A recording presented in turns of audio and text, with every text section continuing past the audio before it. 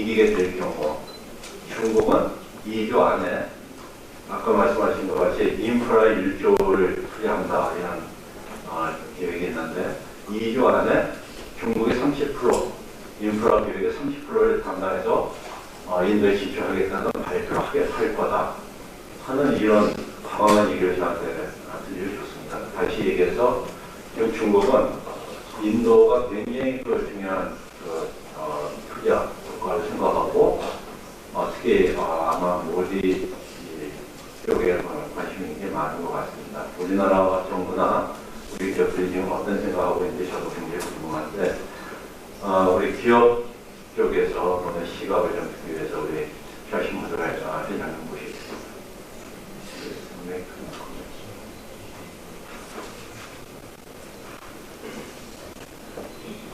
Well, I will come to China if you're okay with that and working.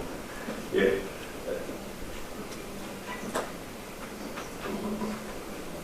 China and Korea as well,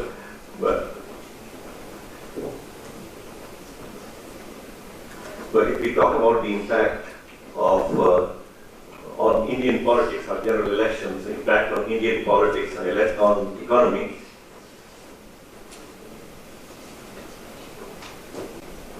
then the starting point must be some scenario. Professor Kim talked about scenarios with 20-seat difference, 40-seat difference, and more.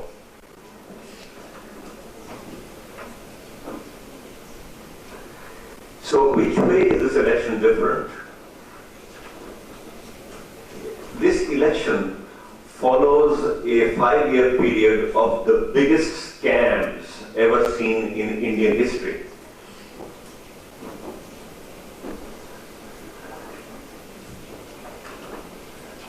We have seen a government completely removed from the reality of daily lives of people.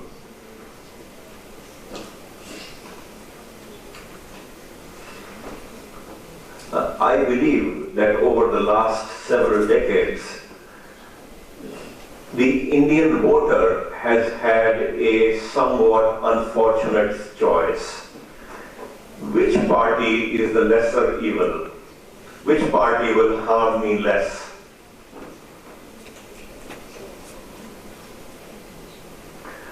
This time, the lesser evil is completely clear. The lesser evil is so much less evil, it looks almost good.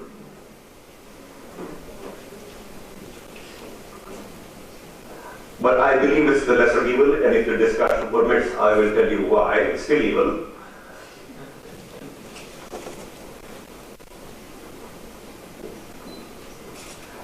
So my scenario is, because this lesser evil is so much less evil, the seat difference will be more than 100.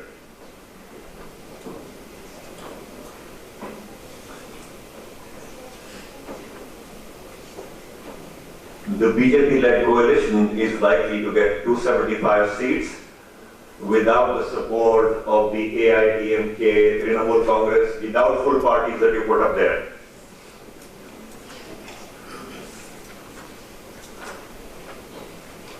So what's happening today in the elections is most definitely an anti-Congress wave.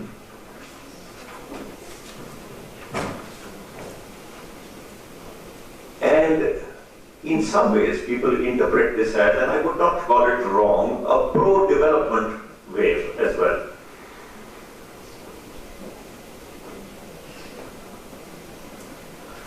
Many people also call it a pro-Modi wave.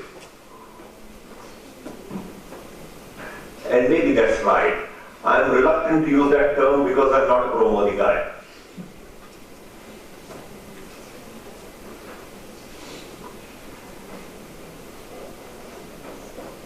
There is also another small but very significant wave this time, which Professor Kim did not refer to.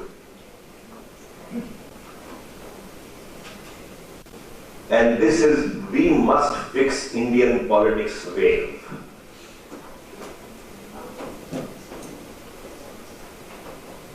We even refer to the party parties in administration as ruling parties. This term is completely absurd. Parties are not voted to power to rule, they are voted to power to serve. They are empowered to serve as the government in Korea does. And I think the Indian voter is finally fed up and finally beginning to see that that is indeed the role of government. We elect people to serve, not to rule.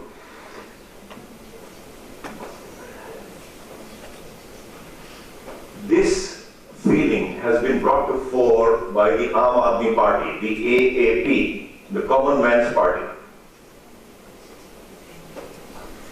So in my scenario, the NDA led by the BJP gets a majority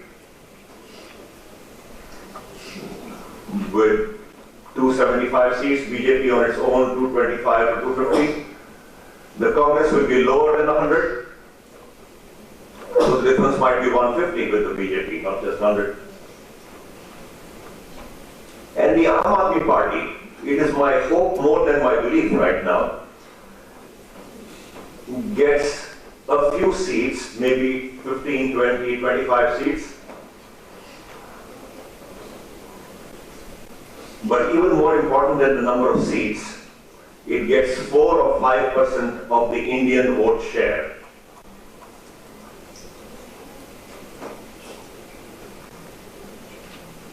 4% of 814 million is 32 to 33 million people.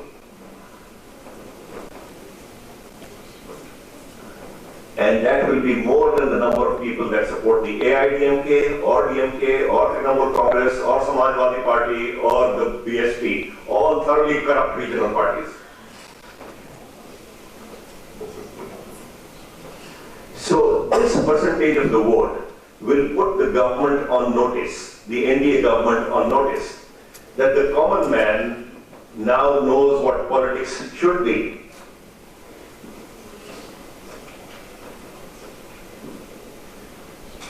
So what will this scenario mean? I'm an optimist all the time. I think this means good things. The NDA, BJP-led NDA, the party yearning to govern. It's really hungry to govern today. It's going to be led by Narendra Modi, in all probability, who is also at the right time in his career to become the leader of the country. There are many question marks about Modi which we will not go into today. They are valid in themselves. But what's important for today's discussion, here is a leader, hungry, capable, and has the right kind of background in becoming the leader of the country, I believe. All his faults apart here. And then you have a party that is completely unfit to govern, the Congress. It has been proven in the last 10 years.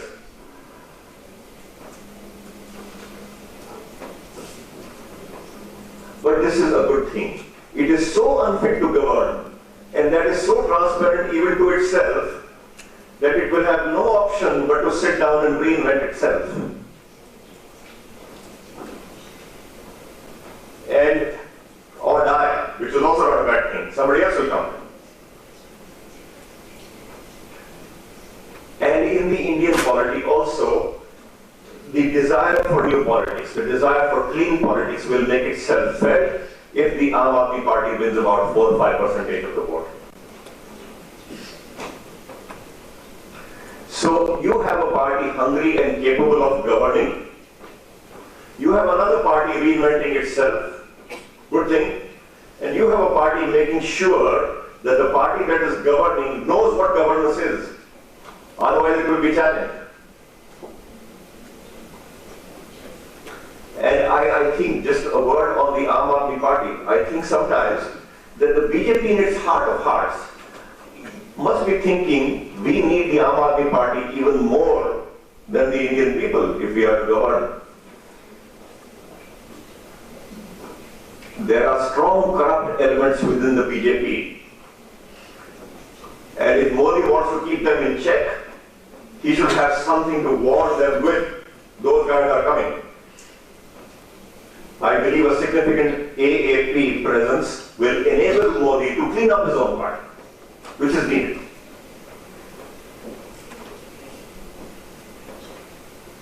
So what will this scenario mean? This is obviously a hypothetical scenario. We are talking 20 days before vote counting today, 18 days. But I think it's a likely scenario. I think in political terms, this scenario will mean a tilt away from the West. The BJP is a right-of-center party. It's a capitalist party. But capitalism with a difference. It knows that India's development model has to be different from that of America 200 years ago, 100 years ago, or Europe 300 years ago. And now I come to your China point and Professor Kim's point as well. Narendra Modi is known to be a great admirer of China and of Korea. He has spent several days in Korea going up and down many years ago. And he is very impressed with the miracle on the river Han. Yeah. He quotes Korea in many of his speeches in India. So I believe the opportunity for Korea will be huge in India. With China, there are some tensions which are age-old now, and with Korea there are no tensions. So I believe in many ways Korea will be the preferred partner, while China's development model seems more attractive to a company which is almost China-like in size, that is the replicable model. So I think both these countries will play an important role in India's future, which really, in investment terms, is building infrastructure, as Professor Kim said.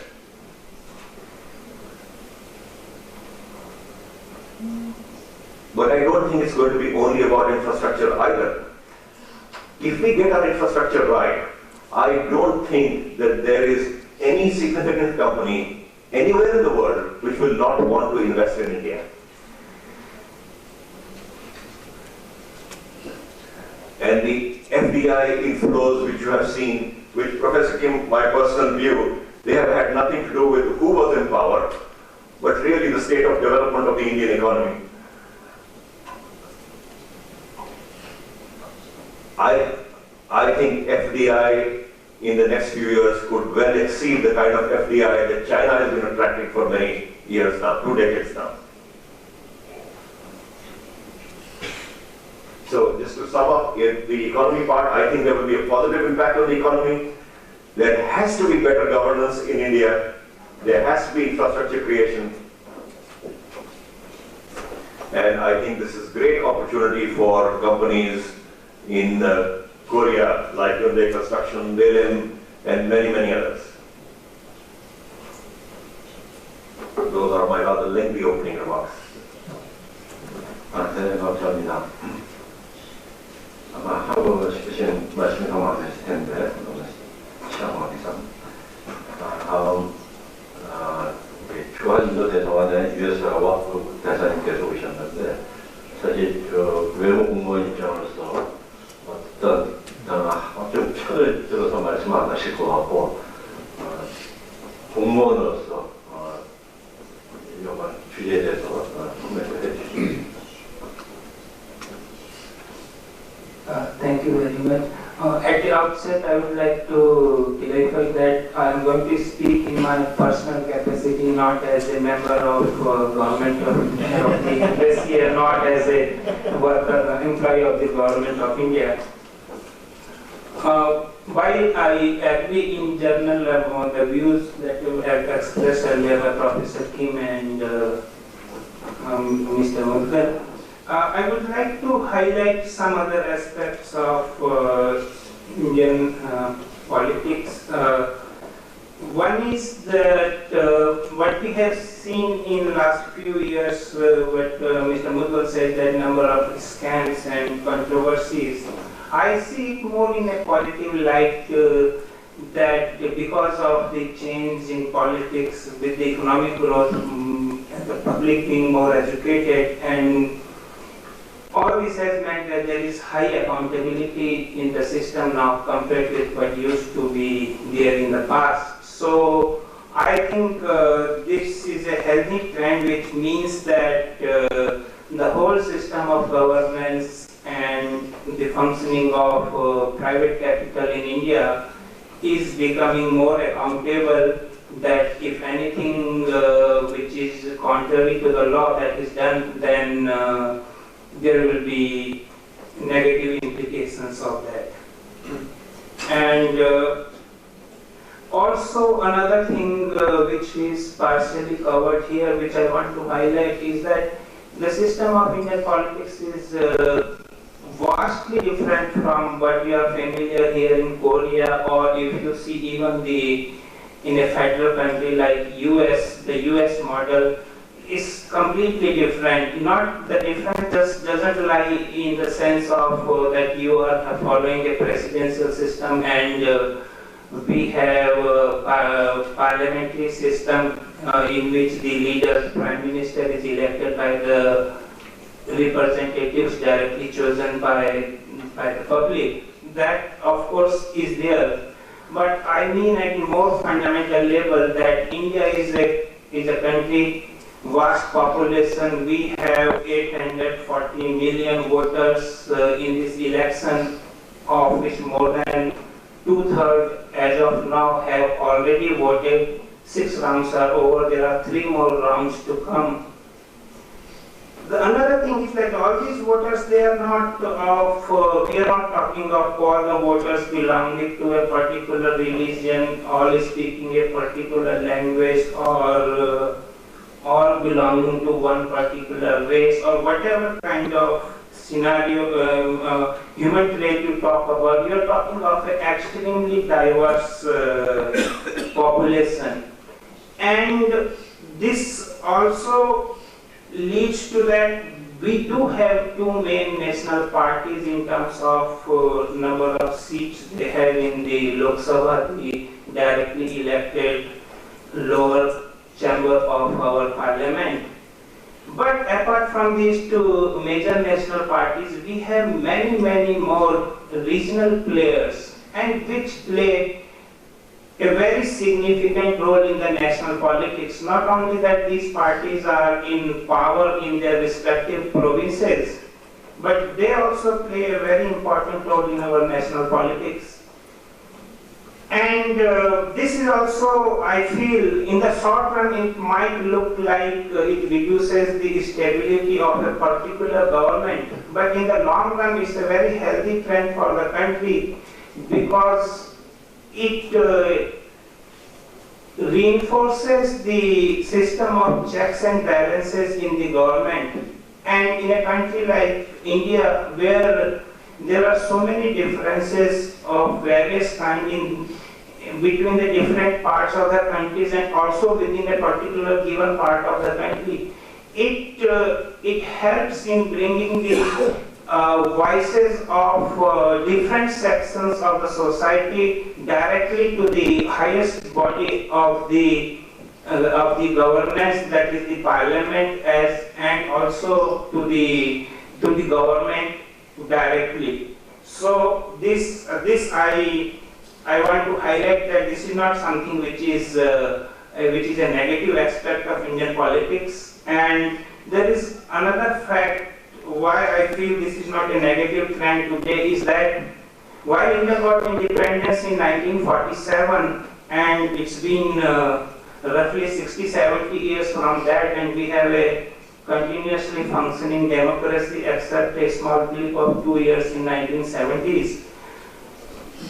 In most of the initial 40-50 years of the independent India, we had a scenario in which one particular party completely dominated the national politics, the Congress party, because of the very important role the party played in India's independence. So we did not exactly have a scenario in which the society, the country has an experience of highly multi-party democratic representative being part of national parliament.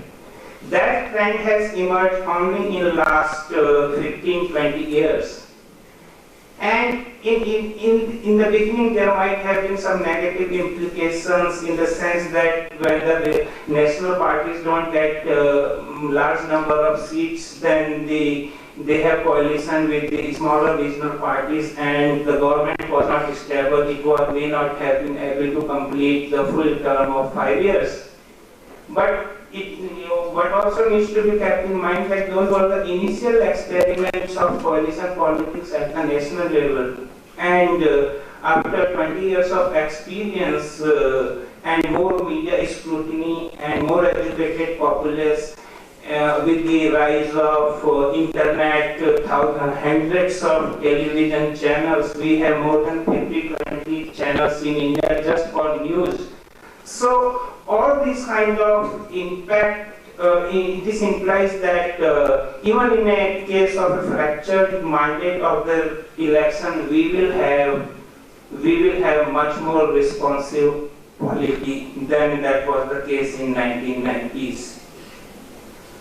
Another issue which I wanted to highlight, we have in this election 100 million more than 100 million first-time voters, which will constitute something like 13-14% of the voting populace. And these youth today, they demand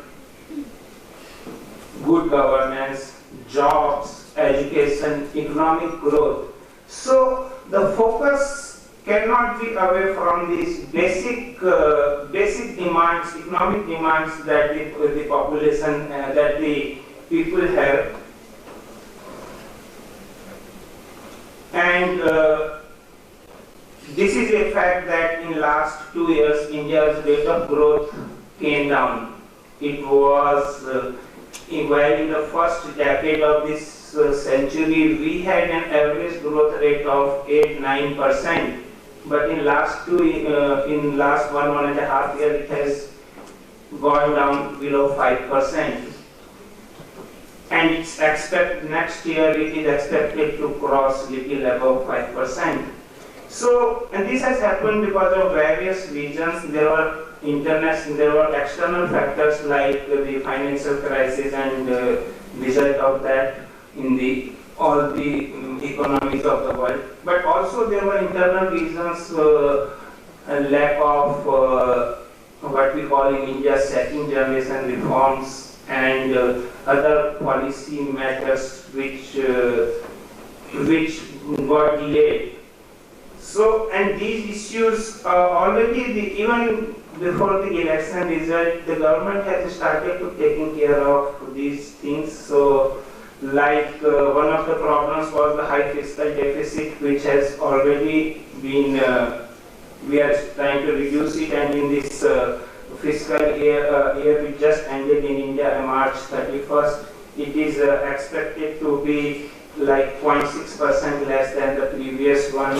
Inflation rate, which had crossed above 10%, has come down significantly.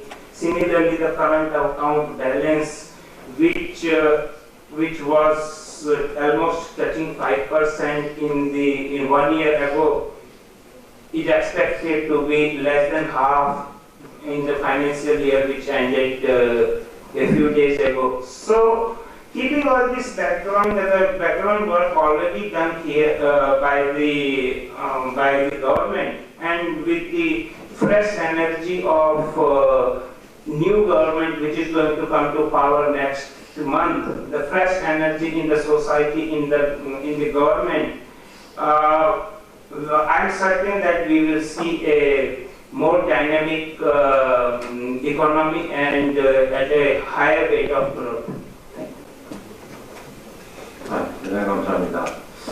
제가 세 분 말씀드리면서 저희가 10년 전만 해도 인도의 총선이 우리한테 이렇게 관심사가 되지는 않았을 거라는 생각이 듭니다. 그만큼 정확한 인도 두 나라의 관계가 그만큼 깊어지고 서로 간의 이해관계가 밀접해진 그런 나라가 됐다는 걸 증명하는 게 아닌가 하는 생각이 듭니다.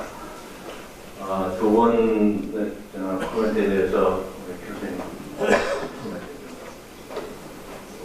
예, 고맙습니다. 샤시 회장님의 그 코멘트 굉장히 의미가 있는 것 같고요. 제가 사실 드리고 싶은 말씀은 BJP와 콩그레스가 뭐 100석 이상이 차이가 안 난다는 게 아니고 시나리오에서 샤시 will follow me? I'm going on your point, right? You all right? Yeah. Let's get it? Yeah, I'm struggling to get this thing off, but I'll try. Thank you. Go ahead. All right? Okay. I just discussed about what you comment on the difference, the seat between the Congress and the BJP. Okay. 그래서 물론 뭐 100석 이상의 차이가 날 수도 당연히 있겠죠. 그런데 제가 이제 말씀드리고 싶은 것은 BJP와 콩그레스가 최소한 70석 이상은 차이가 나야만 과거의 사례로 봤을 때 BJP가 안정적으로 5년을 집권을 한다는 여기 이제 포인트가 있는 거죠. 제가 뭐 100석이 안 난다 이게 아니고 70석 이상은 차이가 나야만 안정적으로 5년을 집권하겠다. 물론 뭐 100석 이상도 날 수 있겠고 그 이상도 날 수 있겠죠. 그게 이제 포인트죠. 그 다음에 이제 물론 BJP는 이제 프로 캐피탈리스트고 프로 디렉트고 당연히 맞죠. 그 다음에 이제 이번에 샤시장님께서 말씀하신 것처럼 BJP가 특히 모디가 총리에서 BJP가 자기들 그 국민적인 위험함이 가장 큰 것은 경제보다는 아까 표시해보니까 경제는 오히려 BJP가 콩그레스가 잘했죠. 경제보다는 부패 문제, 아까 스킨이라고, the biggest 스킨이라고 말씀하셨지 않습니까? 부패 문제에 10년 동안, 과거 10년 동안 인도 국민들이 부패의 그 치를 입었죠. They are fed up about corruptions. 그렇기 때문에 그 부패에 대한 그 엔티 인컴버시, 그러니까 반집권단 정서가 이게 뭐 전반적으로 인도 전역에 이제 스프레드 되면서 그게 지금 그 영향이 BJP에 강하다 이렇게 저는 보고 있습니다. 네. 물론 그리고 이제 과거에 10년 전의 인도와 지금의 인도, 그다음에 10년 전의 국제 경제 환경과 지금의 국제 경제 환경은 완전히 다르죠. 물론 10년 전에 한국과 인도의 경제 협력이나 지금의 협력과 또 다른 것처럼 그렇습니다. 그래서 저 역시 과거에 비해서는 인도 경제가 이제 잘 정권이 바뀌는 수당을 하는데 특히 제가 주목한 것은 10년 전에는 그 소위 말하는 그 포스트 리폼 제너레이션이 사회에 본격 진출하지 못했는데 지금 친구들이 이제 24살에서 이제 사회에 본격적으로 진출하 이제부터 이번 선거 끝나부터 사회에 본격적으로 인도는 이제 칼지가 나오고 군대를 안 가니까 그 친구들이 이제부터 원래부터 본격적으로 사회에 나오기 시작합니다. 포스트 리폼 제너레이션. 그러면 이제 굉장히 빠르게 인도 사회가 변할 겁니다. 앞으로 BJP가 BJP 콜리시에 하면 신화의 원이 된다면 그 기간 5년 동안 이 포스트 리폼 제너레이션이 아주 빠르게 사회에 진출하고 사회 다방면에서 활동하면서 인도는 과거의 10년이 있는 동안 훨씬 더 빠르게 변할 거라 이렇게 기대를 하고 있습니다. 그래서 이게 20년쯤이 되면은 2020년이 되면은 저는 중국을 오히려 추월할 정도로 인도가 무섭게 성장할 거를 저는 기대를 하고 있습니다. 그게 인구 구조든 또는 정치 구조든 또는 산업 구조든 여러 분야에서 분석을 해보면 2020년이 지나면 아무래도 2025년 된다면 인도가 중국을 앞서갈 가능성이 더 많다 이렇게 봅니다. 근데 어쨌든 이번 우리가 BJP가 정해서 하나고 이제 한국 입장에서 우리가 그 관심을 드려야 할 경우는 모디 정권이라면 NRI, Long Resident Indian, NRI와 관계가 인도에 굉장히 더욱더 활발해질 겁니다. 투자가 더욱더 활성화될 겁니다. 그래서 우리 한국 한국인들이 인도와 직접 네트워크가 없다 할 경우, 특히 전 세계 우리가 특히 미국이나 전 세계 우리 그 네트워크 쪽에 그쪽 NRI의 네트워크를 우리가 알고 있다는 그들과 같이 조인트 해가지고 인도에 투자를 하거나 인도와 무역을 하는 이런 좀 방안을 보여줄 필요가 있다. 내가 직접 들어가기보다는 전 세계 흩어져 있는 NRI와 같이 코퍼레이션 해가지고 조인트로서 인도에 투자하는 것도 좋은 방법이 아닌가 저는 이렇게 생각합니다. 어떤 BJ 정권에서는 굉장히 NRI의 어떤 역할이 저는 중대를 걸고 있는데 이게 구자라트에서 이미 사회에서 나왔기 때문에 그래서 이건 그다음에 토지 수용 문제, 랜드 어피션 문제, 토지 수용 문제도 훨씬 더 과거보다는 훨씬 더 긍정적으로 변한다. 우리 포스코도 그래서 BJP 정권이 들었으면 그 토지 수용 문제가 훨씬 더 쉽게 부드럽게 해결이 될 거다 이렇게 저는 기대를 하고 있습니다. 왜냐하면 이 구자라트 모델을 보면은 구자라트가 그 모델가 랜드 뱅킹이라고 해요. 랜드 뱅킹.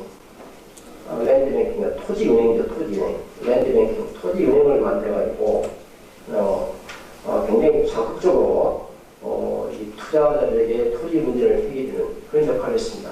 그래서 이 구자라트 모델을 까르마카도 주정부도 따르고 이렇게 많은 인도의 주정부들이 구자라트 모델을 따르는데 어떻든 인도에서 토지은행, 랜드뱅킹을 이니시에이트했던 그 총리이기 때문에 그 치프 미니스터가 프라임 미니스터가 된다면 저는 훨씬 더 토지 수용 문제도 인도에서 훨씬 더 쉽게 해결됩니다.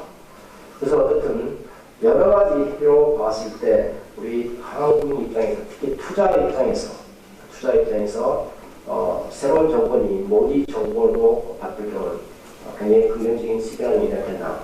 특히 우리는 포스트 리폼 제너레이션과의 협력을 더 강화해야 된다. 이 정도로 말씀드리겠습니다. 네, 고맙습니다. 다음 토픽이 이 총선하고는 좀 관계가 없는 그게 답변이 남아있습니다만은 질의응답시간이 맨 뒤에 있습니다. 그래서 이 시간에 혹시 꼭 질문하시고 싶으시거나 관련 코멘트를 꼭 하시고 싶은 게 있으시면은 저희가 한두 번 받도록 하겠습니다.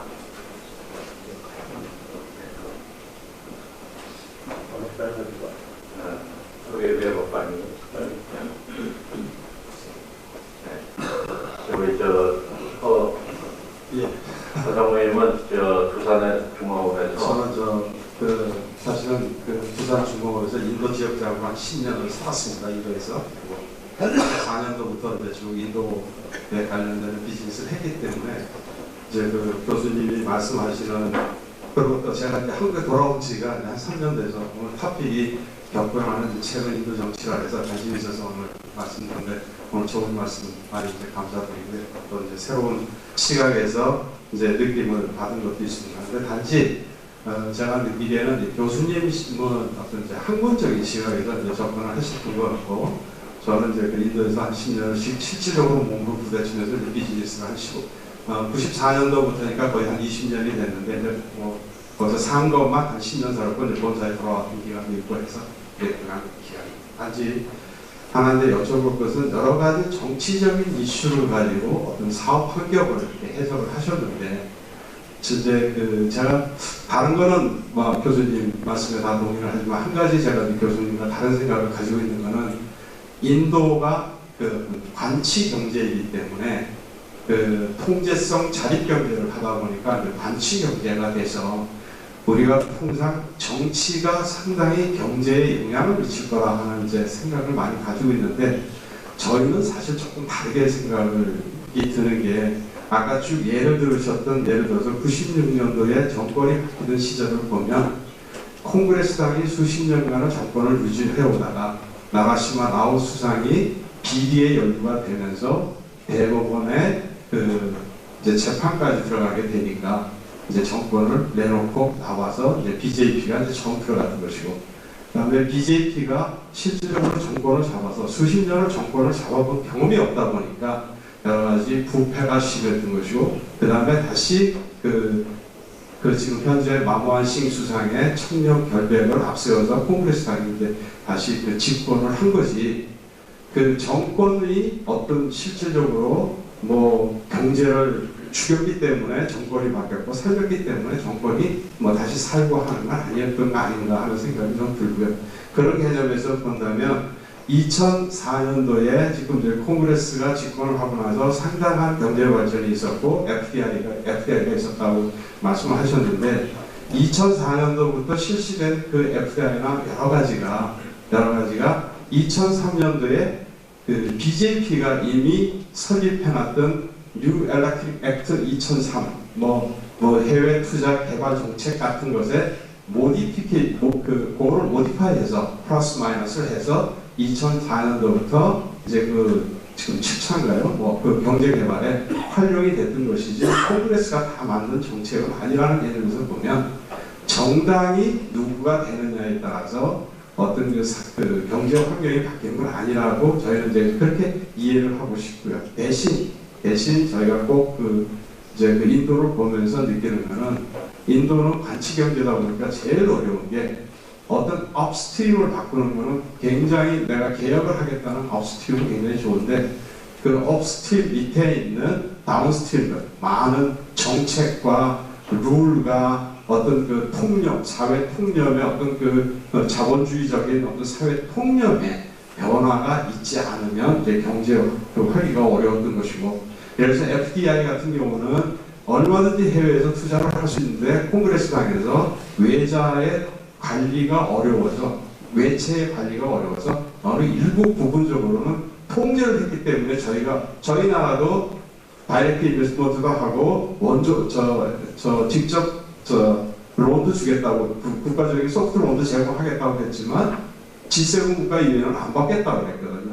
그러다 보니까 성장할 수 있는 재력의 어떤 통제 속에서 안 된 것이 정당의 정치가 그 경제를 이렇게 컨트롤하는 건 아니다 하는 생각을 가지고 있어서 저희가 주의 깊게 볼 거는 이 그 모디라는 주지사분이 그 구자라트에서 성공한 개혁 의지, 개혁 정책, 그 사람의 개혁 방향이 오히려 훨씬 더 우리가 예의주시해서 그 개혁 정책이 그대로 정권에 그 반영이 된다면 아까 말씀하신 표차가 적어지면 많아지는 것보다도 그 양반이 그런 정책을 펴는데 얼마나 튼튼한 그 의석수를 확보를 해서 의회에서 그 지원을 받고 그 정책이 시행되느냐가 더 중요하지 않을까 하는 생각이 있어서 교수님 시각도 또 좀 다른 시각이 있으시면 한마디 더 듣고 싶습니다. 예, 그 인도에서 오래 사시고 또 인도 정치에서 아주 자세히 정말 알고 계시네요. 나라시 말을 통해서 물론 그렇죠. 짧은 시간에 제가 다 말씀드리기 좀 어렵지만은 방금 말씀하신 게 일면 사실 맞죠. 제가 보시는 게 그 경제의 성장에 따라서 정권이 되었다는 소리가 전혀 아니죠. 그렇죠. 경제 성장에 따라서 아까 말씀드린 것처럼 지금 모디가 정권을 잡으려는 그 국민들의 열망이 부패 문제 치를 들어가지고 한다고 생각하지 않습니까? 그래서 경제보다는 그런 경제 외적인 요소가 훨씬 더 강한 사실이죠. 인도에서. 그래서 과거에는 종교 간의 갈등이 있습니다. 카스트가 정치적 이런 게 사실 인도에서 훨씬 더 표심을 좌우한 사실입니다. 그렇죠? 그 다음에 이제 그 정당의 경제에 영향을 미친다고 말씀하시는데 저는 그 동의를 좀 하기가 어려운 게 인도는 의원 내각제입니다. 그렇죠? 의원 내각제고 그래서 국회의원에 의한 멤버 오브 파라멘트 또 멤버 오브 어셈블리에 대한 캐비닛이 들어갑니다. 그렇죠? 그래서 그 친구들이 Minister of Finance, Minister of Commerce 그 친구들은 다 멤버 오브 파라멘트 국회의원입니다. 국회의원이죠. 그래서 특히 콜리션 상태에서 연합정부 사회는 어떤 정당의 대표가 장관하는 겁니다. 그렇죠? 그러니까 그 장관이 정책을 수행함에 있어서 절대로 정당의 어떤 이념이나 정당의 정책을 무시하고 장관직을 수행할 수 없는 겁니다. 자, 이제 한 예를 말씀드리겠습니다.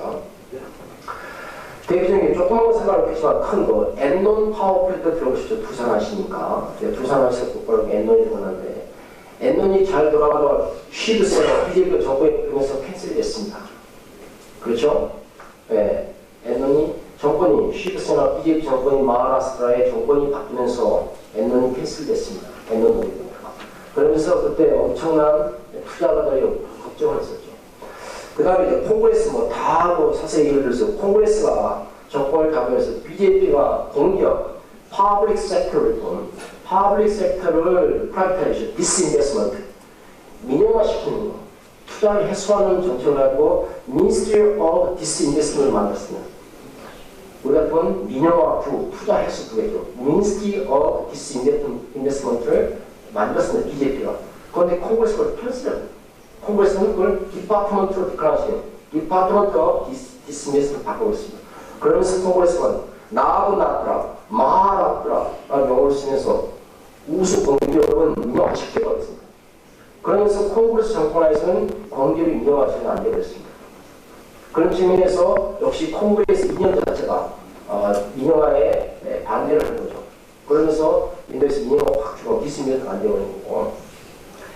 그 다음에 포스코도 지금 오리사에 비주 자라다, 그 다음에 연방정부의 콩그레스가 아니면 저는 포스코 훨씬 랜드 어피션 문제는 빨리 해결을 하고 봅니다. 그런데 오리사의 비주 자라다라는 정당을 잡고 있고, 그 다음에 연방정부의 콩그레스, 특히 그 콩그레스가 서민, 농민들을 생각하다 보니까 적극적으로 땅 문제를 해결 못해주고 옵니다. 만약에 오리사에 BJP 같은 정당이 정권을 잡고 연방정부 BJP가 정권을 잡으면 저는 땅 문제는 훨씬 쉽게 해결됐을 걸로 저는 기대를 합니다. 그래서 인도의 이런 사례를 보면은 인도는 의원대학 쪽 리저널 파티 지역 군소 정당이 정권을 잡게 되면 예를 따밀나루 AIDMK 또는 DMK 안드라프라데시, 안드라프라데시, 텔루구데션 파티, 시브세나 이런 모든 정당들이 다 지역 군소 정당으로서 그 정당의 이념을 철저히 해요. 지금 AIDMK 같은 경우는 스리랑카하고 거기에서 스리랑카 우리 위원이 굉장히 어렵거든요. 지금 프로젝트를 많이 캔슬시켰습니다. 스리랑카와 지금 인도 간의 거기를 정말 프로젝트를 하려고 하는데 AIDMK를 반대하고 있거든요.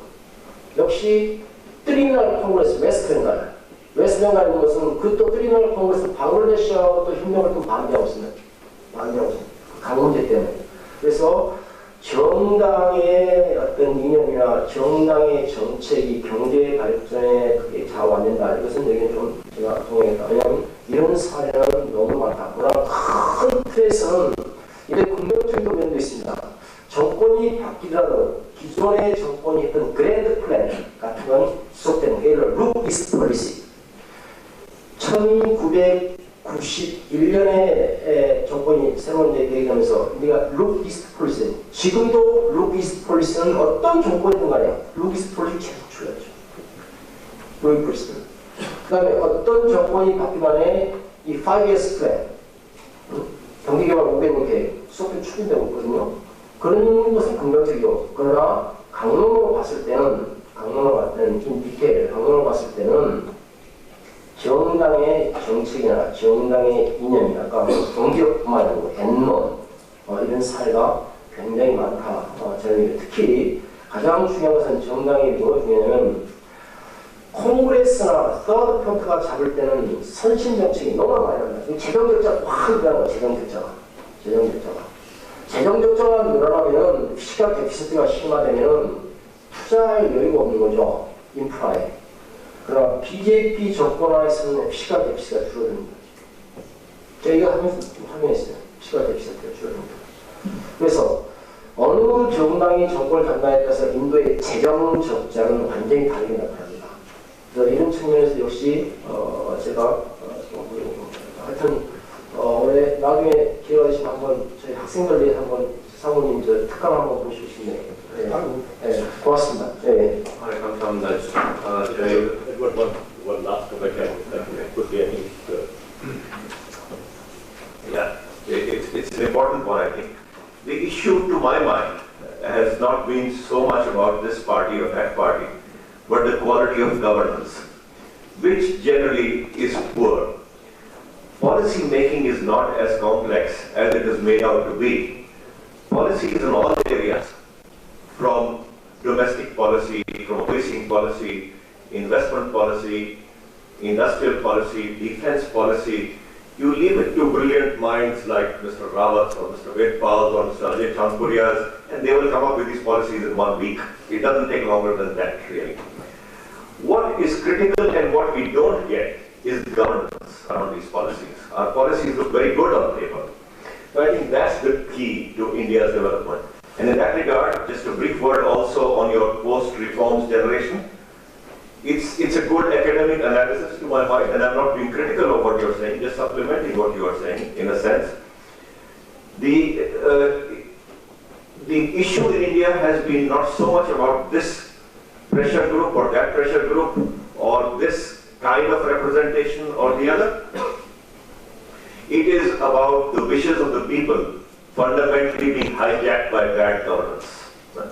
So to that extent, if we have the post-reforms generation voting in big numbers, 120 million and more, and you still get bad governance, there will be no difference at all.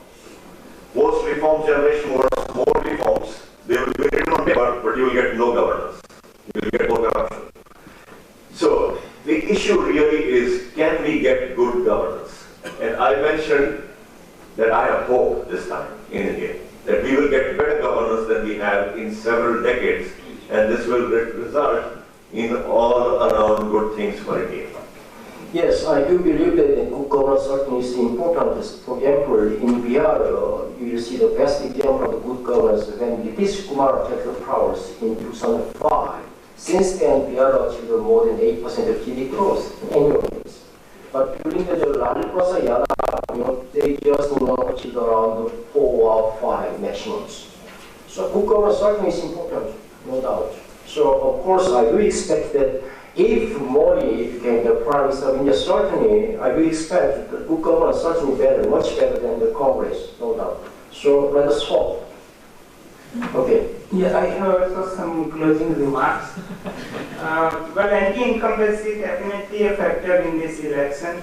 But I don't agree with Professor Kimatis on his analysis about that for a stable government, we need a difference of seats of at least 60-70 among the two major parties. I just don't agree because this is more like a statistical analysis of the data, and I said that the 2-3 points of data, they are not sufficient. In any case, that was the beginning of the coalition politics in India, and the political parties were not mature enough on the functioning of coalitions. So that irrespective of the fact what is the kind of, what is the result we get, we will have a stable government and a high rate of growth. I just want to give an example. Even when we have this lower rate of growth in last 1 or 2 years, below 5% at the national level, then there are 3 big states. These big states are both relatively economically backward, but they are very important for the country because of their size and everything. Madhya Pradesh, Bihar and Odisha. All the 3 states, even when the national growth rate was below 5%, there one state having a growth rate of 12%, then 10% and 8%. So that is the kind of potential you have in India. And once we have new government in place and the new energy and the higher accountability that the new voter in India demands today, we will have a national growth rate which will definitely go back to the 9-10% that we had a few years ago. And in fact, I am expecting that in a few years' time, not immediately, but in a few years' time, it may even surpass 10% because of the what we call demographic dividend in India, where average age is like like 28 years compared with say 39 years in USA or 49 years in Japan. So with that kind of demographic and with this kind of energy, irrespective of who forms the government in India, I think India is a very good destination for the Korean companies, and especially after this what I call low growth rate period of 2-3 years being over now, you have a good chance. The person who enters earlier has much more advantage compared with somebody who enters much later, because India is a rapidly growing economy. So later you go, higher the cost of everything. Thank you. 제가 하나 약속드리겠습니다. 이 총선이 끝나고 나면은 적당한 시점에 저희가 이 주제로만 갖고 한 2시간 정도 토론할 수 있는 그런 프로그램 하나 짜야 되지 않을까 하는 생각이 듭니다. 너무 좋은 토론이었고 우리 세 분께 감사드립니다. 다 같이 박수로 감사드립니다.